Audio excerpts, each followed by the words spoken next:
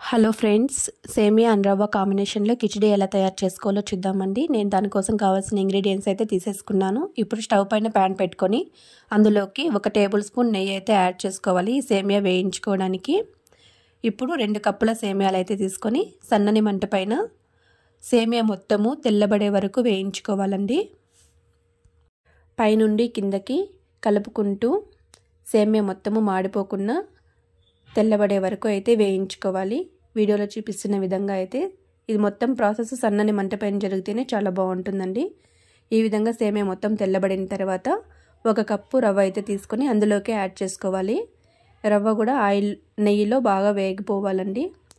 రవ్వ వేగిపోయేసరికి సేమియా అయితే ఎర్రబడుతుంది. ఆ విధంగా వేయించుకుంటేనే చాలా టేస్టీగా ఉంటుంది కిచిడి అనేది.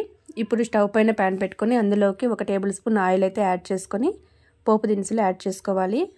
ఆవాలు, జీలకర్ర, అలాగే మూంగ్ దాల్ కూడా యాడ్ చేస్తున్నాను నేను. మధ్య మధ్యలో క్రిస్పీగా చాలా బాగుంటుందనేసి. ఇందులోకి పచ్చిమిర్చీలు యాడ్ చేసుకోవాలి. పచ్చిమిర్చీలు బాగా వేగాలండి. అప్పుడే కారం పోయి స్పైసీగా లేకుండా టేస్టీగా అనిపిస్తుంది. ఇప్పుడు 2 కట్ చేసుకున్న ఆనియన్స్ని అయితే యాడ్ చేసుకొని ఆనియన్స్ మొత్తము మెత్తబడే వరకు అయితే వేయించుకోవాలి. ఈ విధంగా ఆనియన్స్ మొత్తం తర్వాత మనము అల్లం ముక్కలు అయితే యాడ్ చేసుకోవాలి. అల్లం ముక్కలు చాలా సన్నగా అయితే తరుక్కోవాల్సి ఉంటుందండి.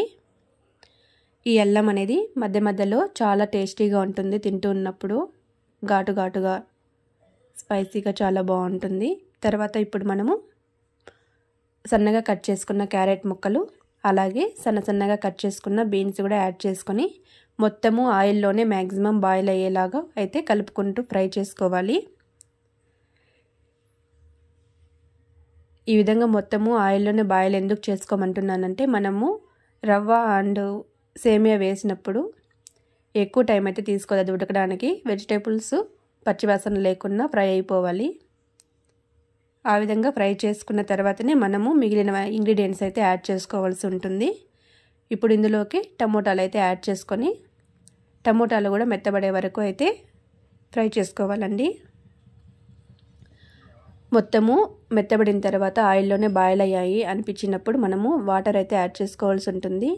2 కప్పుల సేమియాలు అలాగే 1 కప్పు రవ్వ కోసము నేను 5 కప్స్ వరకు వాటర్ అయితే తీసుకున్నాను. అందులోకి కొద్దిగా పసుపు, అలాగే కొద్దిగా గరం మసాలా కూడా యాడ్ చేసుకున్నాను. ఇప్పుడు వాటర్ మొత్తం వేడయ్యే వరకు మూత పెట్టేసుకొని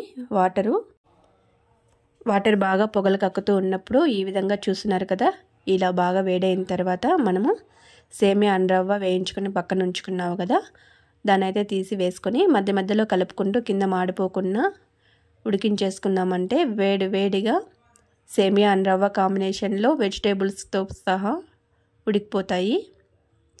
చాలా అంటే చాలా టేస్టీగా కిచిడి అనేది రెడీ అయిపోతుందండి. ఎప్పుడూ ఒకే రకంగా మార్నింగ్ టిఫిన్స్ కాకుండా ఈ విధంగా ఒకసారి బ్రేక్ఫాస్ట్ తయారు చేసామంటే పిల్లలు కూడా చాలా ఇష్టంగా తినేస్తారు.